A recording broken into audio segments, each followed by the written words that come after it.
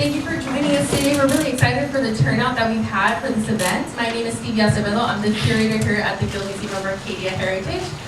Before we get started, we want to say thank you to everyone for joining us today, as well as our director, Darlene Bradley, is here with us as well. And then we also have Miss Debbie Cordano. Dr. Richard Cordano's daughter is here. That used to be Arcadia High School's previous principal. So feel free to go chat with her later on today. So before we get started with having Tim talk, I did want to present some awards to individuals who made this event happen. My first person I would like to present this to is Steve Gilb, who started the idea of creating this community event and also started creating this exhibit. So.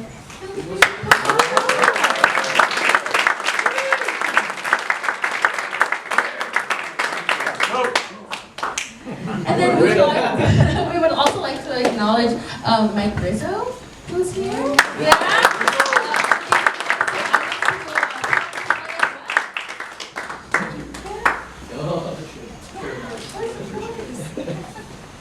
And then, last but not least, we have Tim Pawley, who we would like to present, who is also going to be our MC for the event today. He was the Collegiate All-American 2-time Player of the Year. Since 1977, he holds the Arcadia Little League career home run record with 25. He was part of the Arcadia Coast and Arcadia American Little League while growing up. And today he is the Director of Coach and Player Development for the Arcadia American Little League. So let's all welcome Tim Pawley.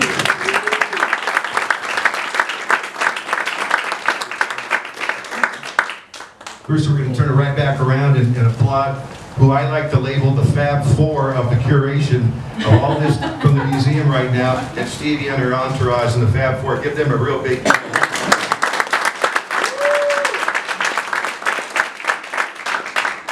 You know, growing up in Arcadia, baseball is a second nature and is the language that everybody speaks all the way up until they graduate from high school. The players that are here today, we have a number of them that were outstanding players. There are so many that aren't here today that became Major League Baseball players, minor league baseball players, collegiate Division I players that were fantastic. And we are recognizing all of them today. And we had a hit on the Facebook page that I put the flyer at. I think in about an hour we had about 200 people that responded with verbal posts and then they left verbal messages and what have you. And they just wanted to appreciate everything that we were doing. And I didn't think the response was going to be that great. But with seeing this and all the faces today, it's like a reunion in itself. Other than our class, it's a reunion with baseball. And I'm proud to be a part of it. We were part of a league in our era that had built of the snack bar at Arcadia American. It was built in our era, and the fathers of the people that built it, their kids are here today, which are grown men and have their own families. That's something we're very proud of. And we had 2 years that were synonymous as far as our background, and that was 76 and 79. Those were all-star teams that we represented the city and went on to about 5 or 6 rounds of play before we got beat. And those posters and signs are still up on the fence today. I want to recognize a few people outside of that. You've already honored Steve, but I'm going to bring him up because without Steve's idea, this wouldn't happen today. And I want to bring Steve Gilb up next to me right now, if you wouldn't mind.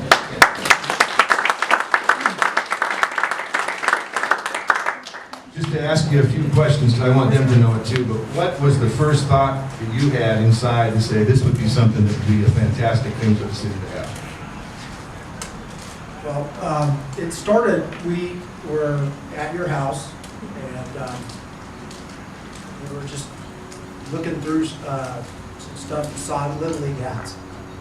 And so I'm like, hey, we should see if we could do a Little League exhibit.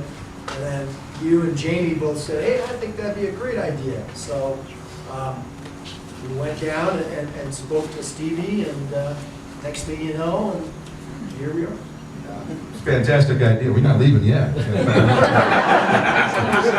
He doesn't like doing it. He told me, I'll do the talking, you just answer the questions today. Steve and I have grown up together. We've been a part of each other's lives, and he has been very instrumental with the Pawley family for many, many reasons I don't have to get into today. And if we elaborated and we were long-winded in everything we talked about today, we wouldn't get out here until tomorrow. So that's the truth. I mean, there's a lot of stories that you guys would love to hear. And we can tell them all privately, but what we want to make sure is, Steve and I talked about this 2 days ago, is that what we have established with the Little League being the foundation of baseball, everybody can play.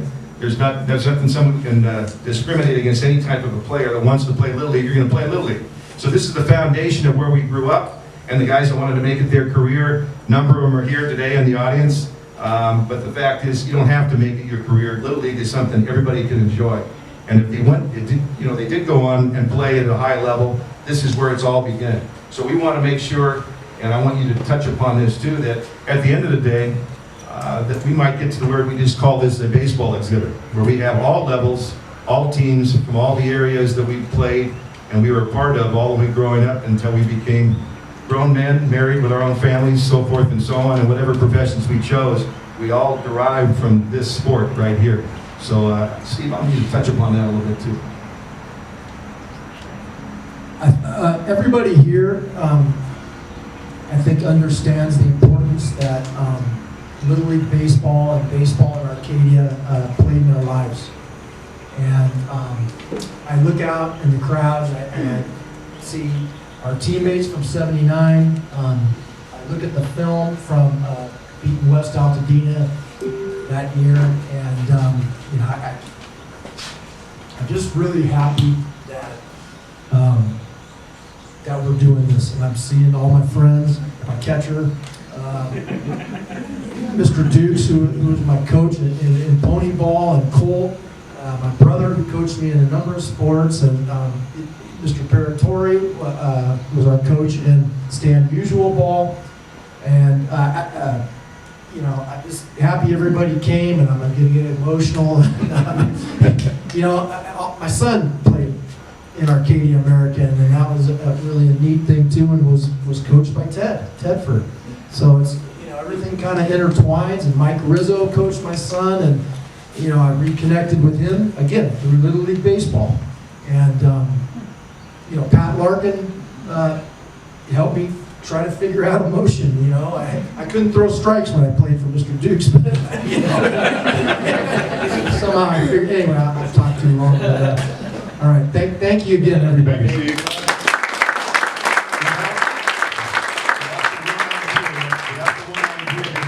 This wouldn't have happened today. And again, being a part of the family for a number of years, him and I share emotions. So with him, it's okay. We do this all the time. We talk all the time, and this is why we did this.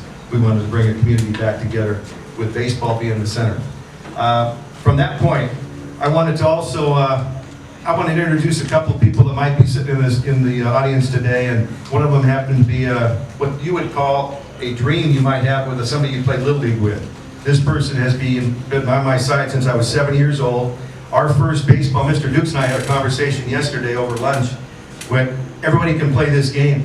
We used to have a game against his wall when he lived on Hampton Road that we played with a rubber baseball, and we'd throw it against the wall, and we'd either catch it in the air or catch it on the ground, and I still think it perfected our infield tremendously from doing that. We've been best friends, soccer and baseball, since we were 7. We were best men for each other's wedding, and we got to grow up and be roommates at USC and play ball together there too. That's a dream that a lot of kids have when they grow up that they can't always share, but we did. And I'm going to recognize him today. He ended up becoming the Pac-10 batting champion in 1986, and I think he hit .409, and he won the Pac-10 title that year for baseball. We roomed when we played. I left there and actually played at the Azusa Pacific. That didn't stop our companionship, and he used to come out and still support me there, and we actually played each other. And when I ended up coming back to play against SC, I went 3 for 4 with a home run, so I didn't miss anything. But I missed him, but we never left our sides all the way through it. He's here in the audience today, and we graduated in '82. We also had a little entertainment background where we performed together as a Dean Martin, Jerry Lewis time routine, and we did it a number of times. I'd like you to recognize Scott Summers. Woo-hoo! The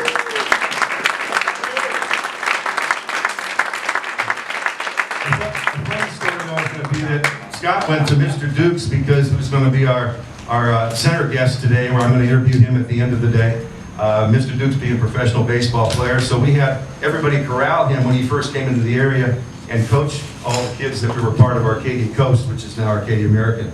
And Scott went to him for pitching, and Mr. Dukes taught him how to throw and curveball and what have you.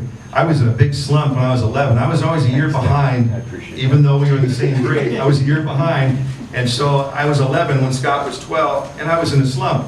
And Scott threw me a hanging curveball, my best man, and I had a ground roll double over the center field fence that was taught by Mr. Dukes, who was my coach for Little League. So I think indirectly Mr. Dukes was sharing you a pitch that he knew I would break out of a slump for. So thank you for both, and that's something I remember vividly. Just a memory inside to this day. Thanks, Scott. Thanks for helping me out again. Another person I want to recognize today is somebody who I equate to my father, and I told him this. Give me a second. Give me a second. 1976 and 77, he was the president for Arcadia Coast Little League, and he is not here today, but he'd be very proud, and as well as our mom. But this person I equate to my dad because we went out a number of times, and he was always a part of my dad and himself, because our kids and us, myself, and Mr. Harvick's kid and his son was my classmate. Collaborate and congregate together on a regular basis, and that became a very special time for me too, because I got to know him really well. You know, he served this community for at least 20 years. He was mayor for about 4 times, and whenever I have, and if I'm wrong on that, correct me, but I think it was 4 to 5 times he was our mayor for the city, and I've always included him in whatever endeavors I did as an athlete and as a coach, and he granted them. And whenever I asked him to be a part of an area for me, he always steps up and he's a part of it. I get to see all his posts, and I made him laugh earlier, but they're on Facebook all the time, and they're drinking a beer in different parts of the world every time I see his posts on Facebook. But he's here today, and he's going to say a couple of words. I wanted him to, and he'd be more than happy to do it. So our former mayor and a number of council, I've served on the council a number of times, please welcome Mr. Bob Harvick.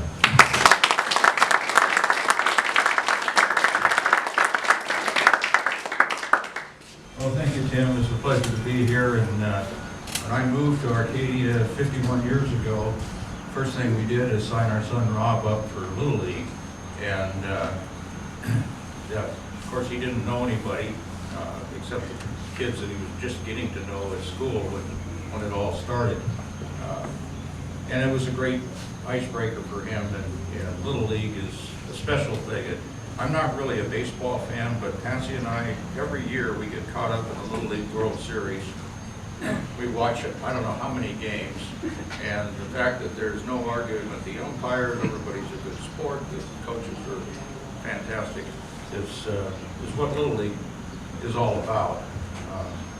In fact, the first team that Rob was on was called Ed Zarco Station up at Foothill in Santa Anita sponsored the team. So I said to Patsy, I said, well, let's buy our gas there. They said, we can thank you. 51 years later, I'm still buying my gas there. About sponsoring the team, there could be some long-term benefits. So anyway, happy to be here. This great museum. Congratulations to Tim and the others who put this thing together. I think it's a great idea. Thanks for being here.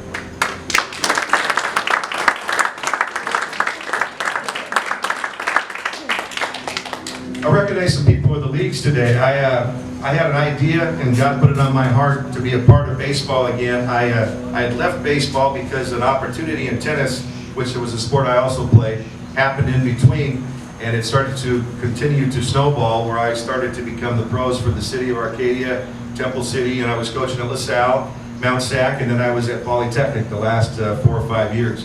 But in my heart, I never really said it out loud. I knew I was going to come back to the sport of whence I began, and I was always hoping to do that at the right time. Only God knows that time. That time happened now, where I'm a part of Arcadia Coast again, not only in the measure of what we're doing here as a museum and a tribute to Little League in itself, but also because I get to work with kids from the same league that I grew up in and was a part of. And they had put me in the position of a director now of development for coaches and for players, and gave me the title, and even gave me this beautiful jacket, which I'm wearing today. I wanted, if it wouldn't mind, one of the representatives who was on the board, he was instrumental in me becoming a part of it, him and I becoming tied at the hip. And his name is Jesse Rios. I'd like him to come up and say a couple of words if he could.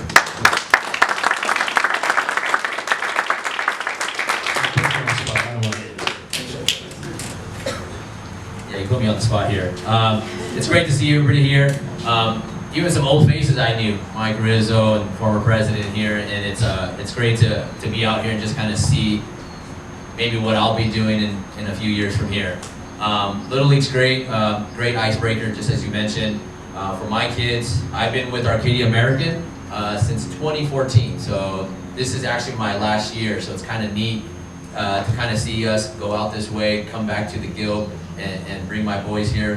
They're about to play in about an hour right now up at Heasley and Sierra Madre. You know, I always knew and felt Little League kind of brought the community together, and now seeing this, it definitely has, and it's been great meeting Coach Pawley, working with him, getting the insight, and I hope to learn more from you. We got a few more years of baseball left with my boys, and with all intents and purposes, we're going to keep playing and keep supporting the community. So thank you guys for being out here. It's been great so far.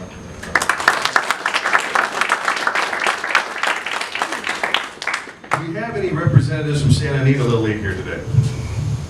I wanted Kurt Luganville, and he couldn't be here because he has 3 boys, and they're all playing baseball right now. And I think one of them is a high school. They're playing at the Monrovia high school game.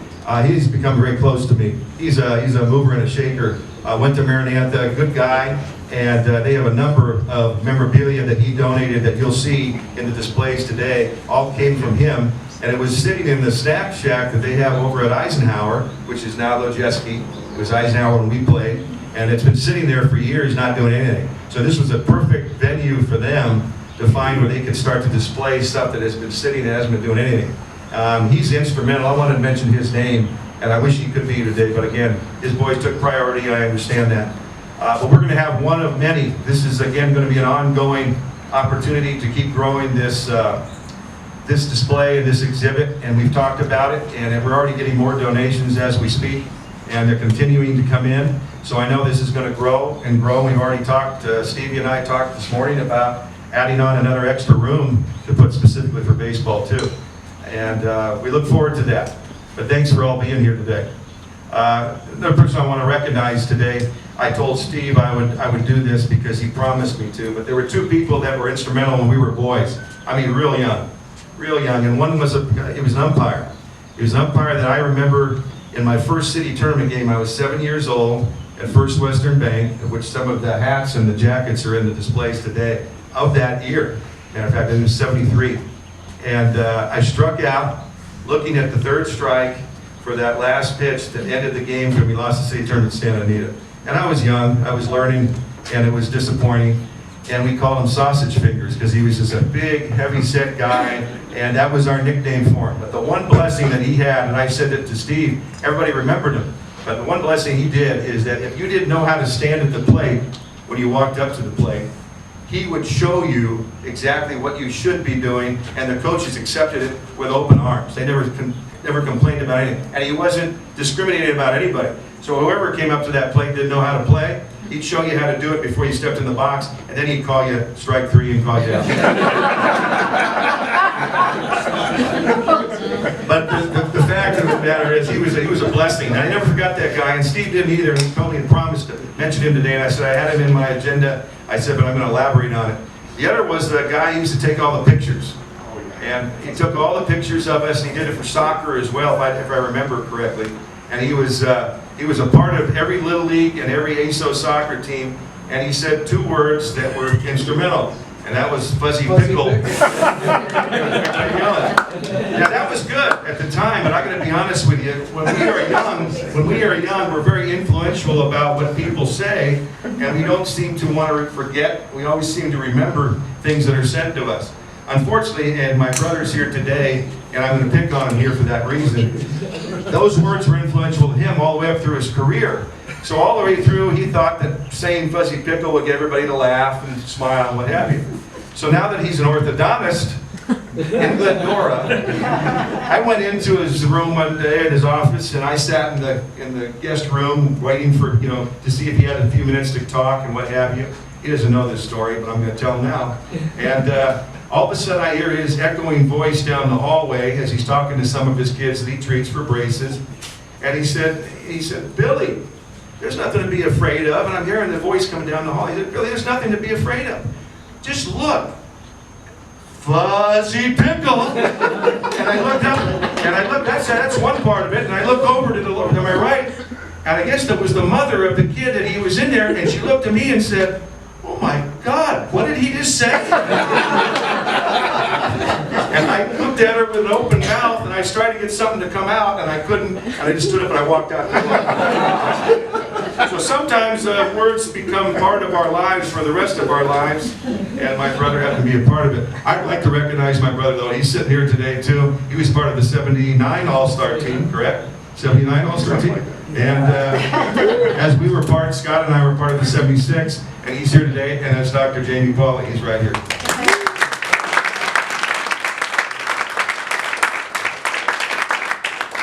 I'm going to cameo this next individual first. He didn't know this, but because he didn't know if he was coming for sure today, one of our favorite teachers and professors, we call him, from a long time ago.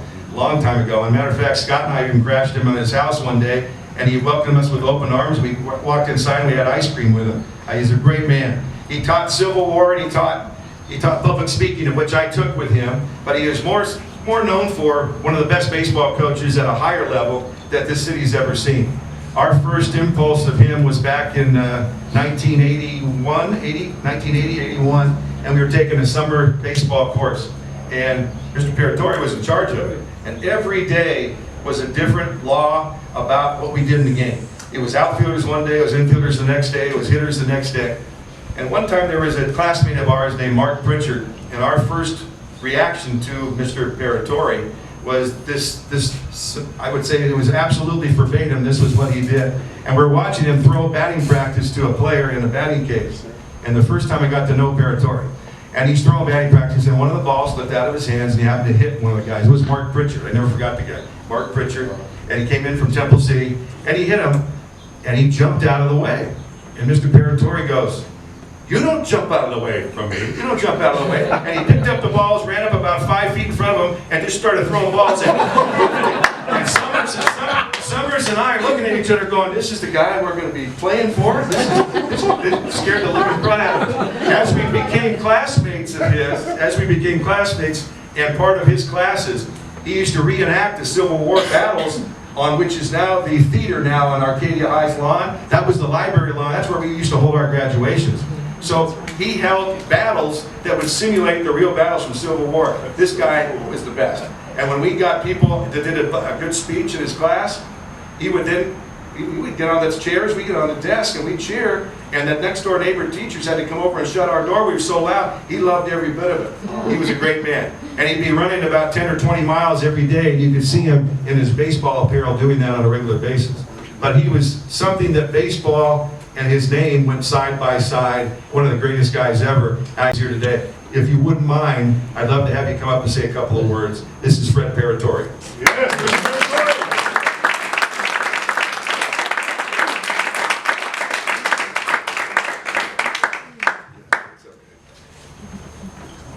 You and I might go together. Thank you, Tim. I had one of the most fortunate episodes in my history occur in December of 1967 when I got a call at Downey High School where I was student teaching, and the man says, "Come on over on Friday, sign your contract to teach at Arcadia High School." And I said to myself, wait a minute, I'm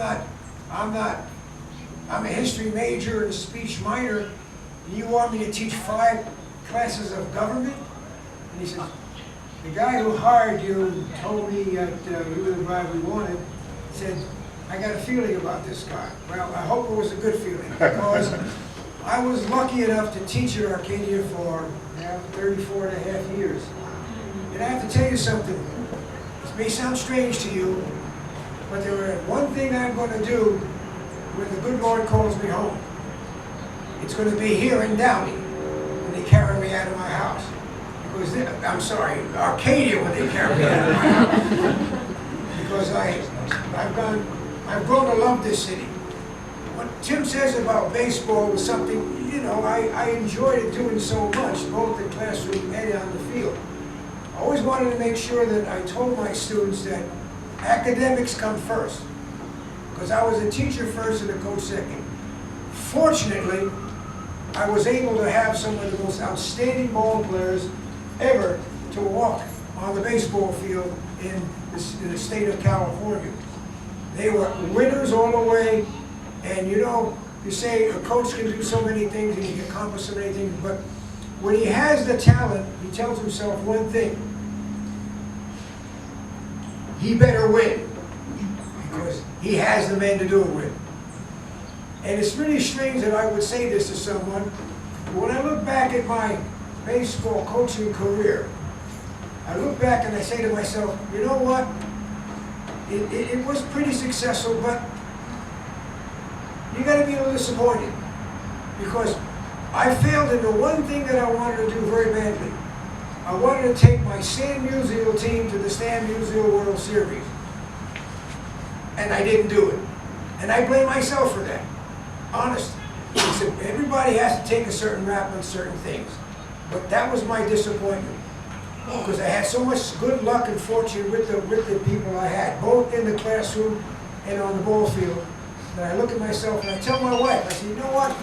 When I look at that, I said, you know, Linda, I kind of failed. It wasn't a whole 100% success. It was part failure, because I owed my players that, and I didn't give it to them. And that goes to show, I think, how much I thought of my players, because they went out there and they played their rear ends off for me. They just played everything. The pitchers pitched, the hitters hit. They went out there and they were successful. And then I said to myself, you know, Fred, how lucky can you be? You've got great young men that you teach in the classroom. You're a great young men that you teach on the field, or try to teach on the field, and they make you a winner. They make you successful. They make you happy to get up in the morning and say, I live in Arcadia, and by God, how lucky could I be? So I leave you with that.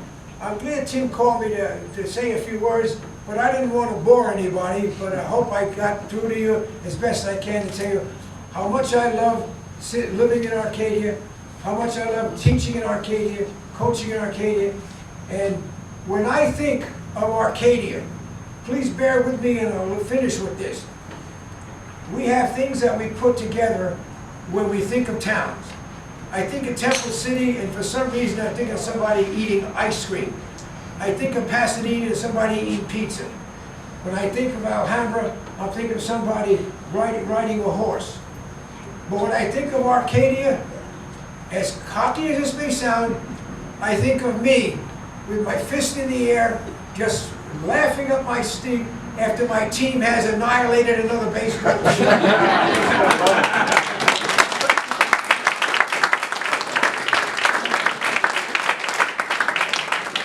One thing we used to enjoy too in his classroom, because he was so lackadaisical and encouraged enthusiasm, he wasn't shy about that at all, is I used to do Elvis impersonation quite a bit, and we did it live, we did it for a lot of different things, but he made me do it for him in class. And when I did, I would perform the favorite song, Blue Moon of Kentucky, for him.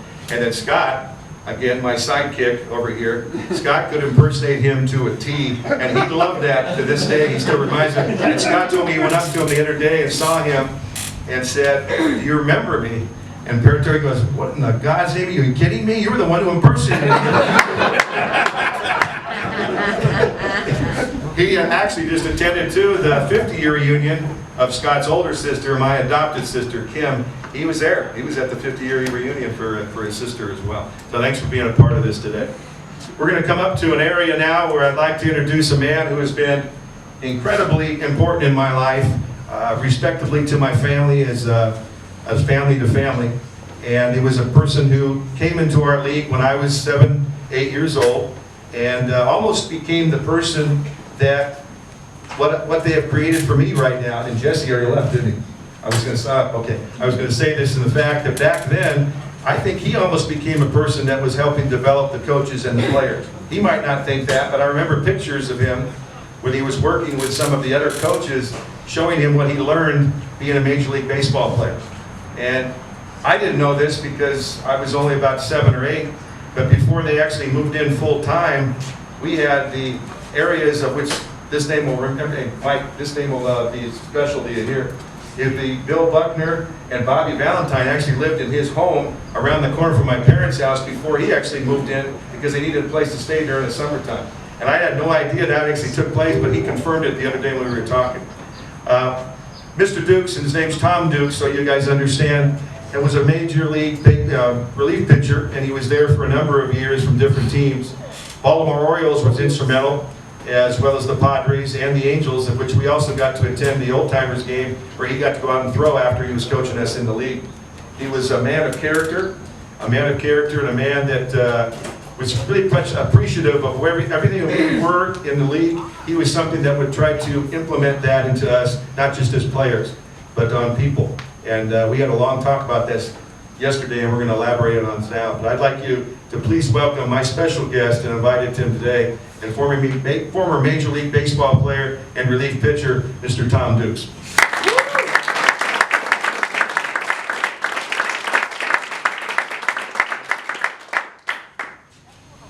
You want to do this standing? No, we'll do it right here. We've got the chairs right here. I think they're both working. So. Please sit down. This gives me a chance to sit down too. If you can't see me with the podium, I apologize for this. But we talked about this, and what he and his son right behind us right now is Mike Dukes, and I'm going to acknowledge him right now.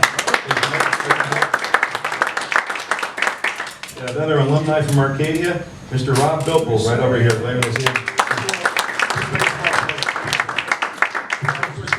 I got to say this before we start. I'll say this right now. Rob is actually our realtor from my brother and my parents' house. And Rob, we all played on a team called the Arcadia Astros, of which Mr. Piratori also coached. And I was lucky to follow the footsteps of Rob. He was the first baseman. He was the first baseman back in the days before I got there at the Arcadia Astros. When he graduated, then I became the first baseman for the next 3 years. And after I left, my brother became the first baseman for the next 3 years. So after from realtor to myself to my brother, and now he's selling our parents' house for us. Rob Gilb, thanks for being here today. And back to Mr. Dukes and I, we go all the way back to where he was instrumental in helping teach the coaches and the players and giving all the knowledge he had.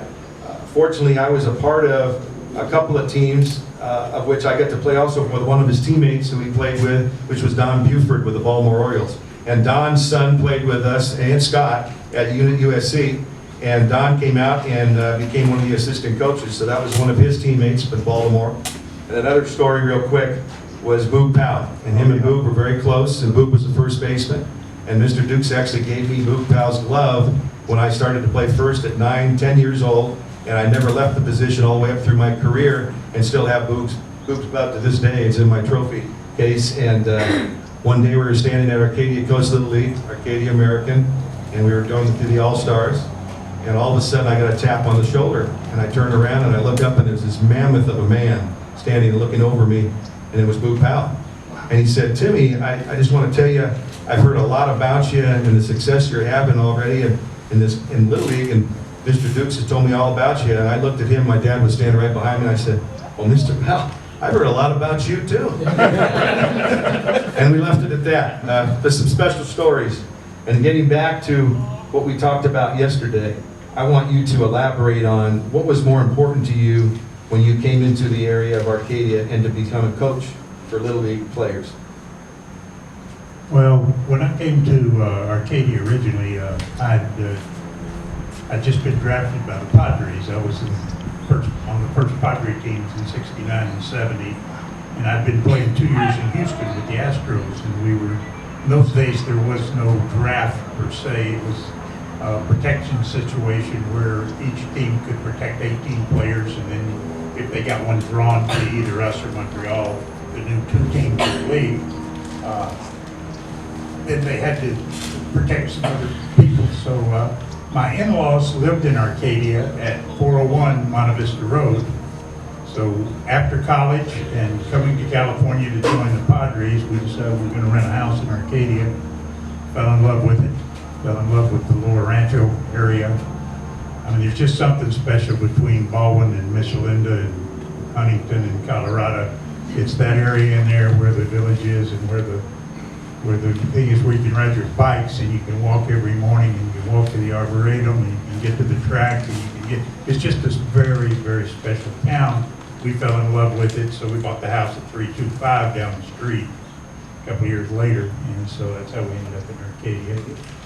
After that, I went back to Baltimore for a year in '71. Baltimore, and that was a good experience, great team. I think it'll go down probably as one of the top 7 or 8 teams of all time. May not be number 1 or 2, but we had 4 20-game winners. That's the last time that happened. Probably will ever happen again in baseball. We had the all-star second baseman, Brooks Robinson at third, Frank Robinson in right field. Jim Palmer. Palmer, McNally, Foyar, and Dobson were our 4 20-game winners. And, so it was a great team. And we went to the World Series. We lost the World Series to Pittsburgh, but I was fortunate enough to pitch 4 scoreless innings in that World Series. So I was very happy with that accomplishment, one of my accomplishments in baseball and pro. And so it was a great team. But coming back to Arcadia, after '71, we came back and I was with the Angels. So we just decided rather than sell and move back to Tennessee, we'd just stay here. So I went into the brokerage business in San Marino, and I've never left the area since. Still got the same house. Beautiful house too, the way you designed it. I wanted to know, we had discussed yesterday, when coaching came into an area where you wanted to become a part of that, and you started to coach some of the other coaches, and doing the things that I'm kind of doing today, I looked at that, and we've had conversations about that too. But what was the thing that stood out most is what we were talking over lunch, and about players in Little League, and what was more important to you about coaching a player in Little League? Well, I think the most important thing about sports in general, let's start with Little League as a general, because that's really the starting point. You know, sports in general, when you're trying to impress upon kids that are 6, 7, 8, 9, 10, up to 12 years old, that is the building block of their knowledge and everything else. When I played in the big leagues, we had 50,000 kids playing Little League baseball and 500 in the big leagues. Well, you can do the numbers yourself. The fallout is going to be huge along that career path. Not everyone's going to play any place past Little League. Some of them are never going to go to play even Pinto or Pony. They're never going to play high school ball. They're never going to college. They're never going to sign to play pro, and they're never going to be in the big leagues. So along that way, there are certain things that you need to do, and I felt it very, very important to me from my upbringing, my Christian upbringing, really, to make everybody that I come in contact with a little better, hopefully. And in that, in Little League, you've got basically 2 phases that you talk about. You talk about the physical phase. I can teach you how to throw, I can teach you how to run, I can teach you how to lead off, I can teach you how to hit. I can't give you the God-given ability to do it. You have to have that yourself. But I can improve your skill sets. But along that way, you also need to learn social skill sets that every coach can do. You do it, Stevie, you do it now. And all the coaches and all the players, some of the players that I've coached along the years, and there's been thousands of them, I'm the most proud of the fact that I gave most of those kids a good social skill bringing. I taught them teammanship. I taught them courage. I taught them the ability to fail and get up. I taught them persistence. I taught them commitment. Those are the things that you carry with you along the way. And in Little League especially, you also integrate the family. I had a program, as we talked about yesterday, where I had myself as the manager usually, and I had 3 coaches, and we would break our kids up into groups of 3 and teach them each station, running, fielding, pitching, hitting, and we'd run a practice in an hour, hour and a half, and no kid was sitting around. He was in a group and he was running from this station to this station. That took commitment from the parents, it took commitment from the fathers that came to all of our games. If you look, I was just standing outside with Bruce Bowman, one of my 10-year-olds all the way up to 12-year-olds. And my son Mike here, of course, is here on that same team. And we had a really good team. And of course, you were on that. And so in the process of those social skills, which we're getting back to, I'm looking and there's those stadium seats are packed at Coast Little League on the weekend. It was a family process. The mothers drove their kids to school. The parents, the dads and the moms gave up their time and work and everything else. That's what's important. It's the commitment, it's the social skills, because not everyone's going to be able to progress from the physical point of view. That's awesome. I think it deserves a round of applause itself.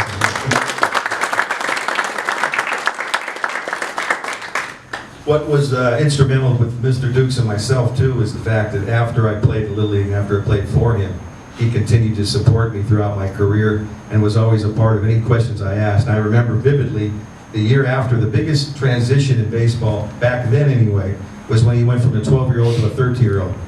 And he put on spikes, and you had the bases that were further away, and the pitcher was further away. And I was struggling. I was the big fish in a very little pond in Little League. And I became the smallest fish. I hadn't grown yet. I was the same size, and so I was seeing people pass me up in height-wise and growing, and I still was short. And I was big the year before, which was kind of funny. And I remember calling Mr. Dukes up and saying that I needed you again to help me with this, whether you remember it or not. I do, it's like yesterday. And he came in and he worked with my swing a little bit and said, you're now facing a different type of pitcher, a little bit faster, a little bit more progressed, and you're going to have to adjust yourself in order to become more progressed. And I took his advice. He came out and watched me and supported me. I came to a few of the games when I was at Pony playing for Baldwin Realty, as a matter of fact. And I never forgot that. Mr. Goins actually came out with you, and his daughter, Bridget Goins, was a classmate of mine and was also one of the girl players that played hardball and used to hit home runs at Benita Park with the boys. She hit them over the fence. And you came out with Mr. Goins that day and was working and wanted to come support not only with me as a coach, but you wanted to come support me as a game, see how I progressed and listened and moved on. That meant more to me than you can imagine. And I still had him at my side when I made the biggest transition in my career. So that was instrumental for me.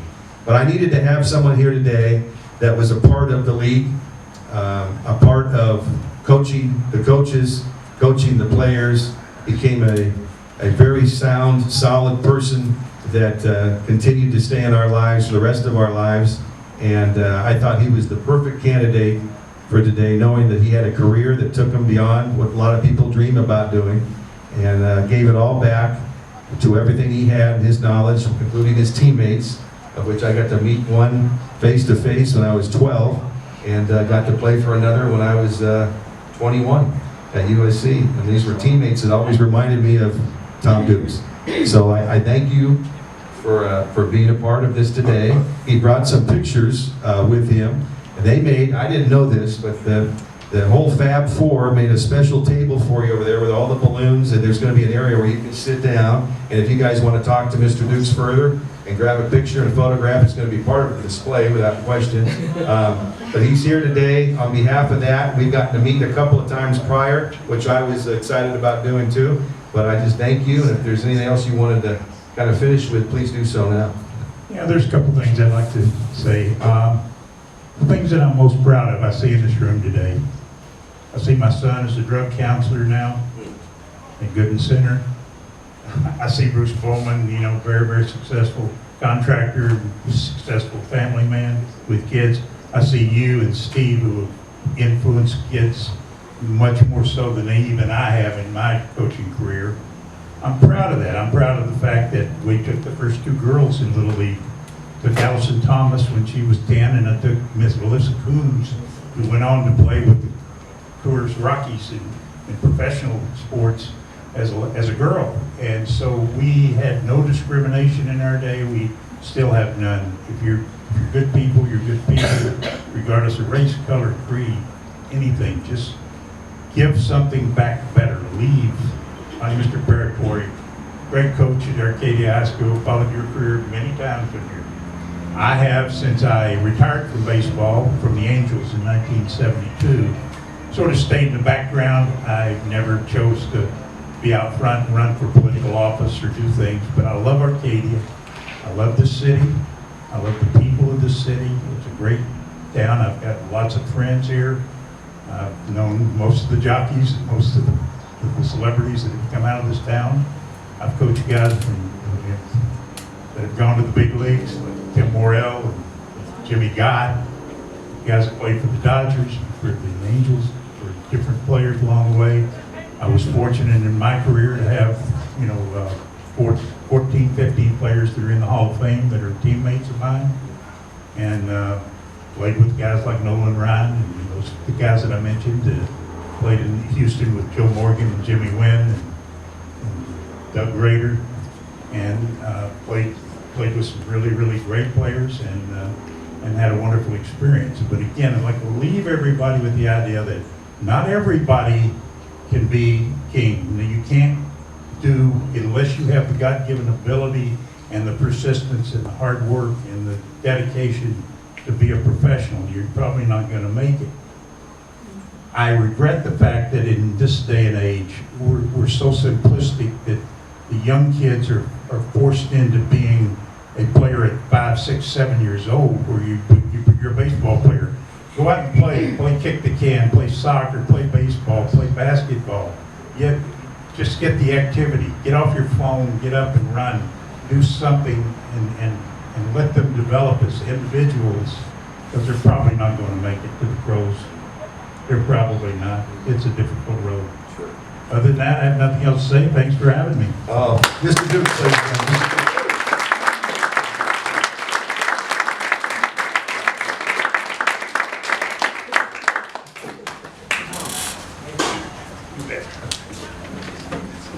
I'm going to end today by talking about an individual that you'll see in the exhibit, the display. He can't be with us today. He passed on about 1998, if I'm not mistaken, in Arcadia.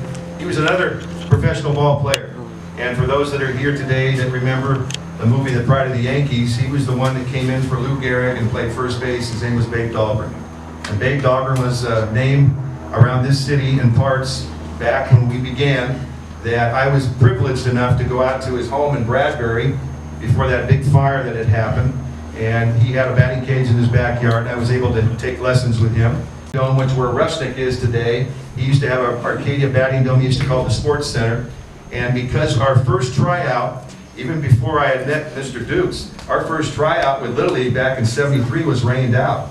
So Babe opened up his Arcadia batting dome, and we held our tryouts just for hitting. We held it at the Arcadia batting dome with Babe Dahlgren. And Babe played with about 6 or 7 major league teams. His sons, Ray and Don, also became professional ball players. Ray took me under his wing and became almost like a surrogate father to me in many ways, and followed my career, and so did Babe. He followed me all the way up through collegiately. He taught me things I had never heard playing the bag at first base, things he had learned back when he had played. He used to tell me about a story, and I'm bringing this up to speed here, is he used to take his hat, and the old hats, I don't know if they still have them, had little holes at the top for ventilation. He used to take the hat off and look through one of the little holes. I remember this like it was yesterday, and he would study Joe DiMaggio through that little hole while he was playing with Joe DiMaggio. So that's who he studied as his hitter that he wanted to emulate, and that's how he coached. He coached what he saw and what he visualized every time he studied Joe DiMaggio. So we knew we were getting the remnants of historical Hall of Fame people every time that he went out and tried to teach us the game. But Babe is instrumental because back in 1953, this city up to the point, you know, Steve, this started about 5 hours ago. I don't know where you yeah, that's good. Steve Willett, ladies and gentlemen. Steve Willett. This is Will. I didn't even see you there. Now you can take all the time you want because she's here. This is Will. Taught over at Holy Angels for a number of years, and if she's not a second mom to me, I don't know who is, but I'm glad she's here today too. Getting back to Babe, 1953 I think was the year that this established where there was no baseball in Arcadia. And Babe came out from playing with the Yankees. He played with a number of teams, in the Red Sox and what have you. And he was a very person that was pretty much really instrumental in Arcadia and didn't stand for the word that we couldn't, or the term that we didn't have any baseball here. So when he came out, he started to take what we didn't have, and he went to local public broadcasting, and he did things on the air that you'll read about. All the stories are here, and they did their homework that went beyond, and that was their opening day, just like the movie The Bad News Bears, when they started their opening day, and Babe was instrumental to making that happen. You'll see his picture, you'll see his name. I wanted to honor him, and I'd love to honor him, you know, in person, but he's not with us anymore. But it was a big part of the community. And we're all here for that reason. We all got to play the game because he started it and brought it into this city. So make sure you read about him a little bit more. And we thank everybody for being a part today. Mr. Dukes will be available if you want to talk to him. Like I said, we put a special table for him. We asked you to stay for another 5 hours, if that's okay. No, I'm just kidding. I'm just kidding with it. But thanks for being a part of it today, and we'll look forward to having one of many as we discussed. And again, thank your curators when you walk out today on all the displays they've put. This is not the only one. I think we mentioned that City Council Chambers has another display there, and Arcadia Public Library has a display there as well. So they will have our display and our exhibit up, and then we'll probably do another one. And hopefully, again, we'll start to snowball, and baseball will become just a general term, not just Little League. But we started with the foundation. So many people being a part of this today. Thanks again. It was a tremendous opportunity. And if Steve hadn't asked me, I would have been heartbroken. I was honored. I was honored that he came to me. I was honored he came to me and said, "I want to start saying, you want to do this with me?" And I said in 2 seconds, absolutely. And we have. So we've accomplished this. Something we can lead. Thanks to everybody for being a part of this day.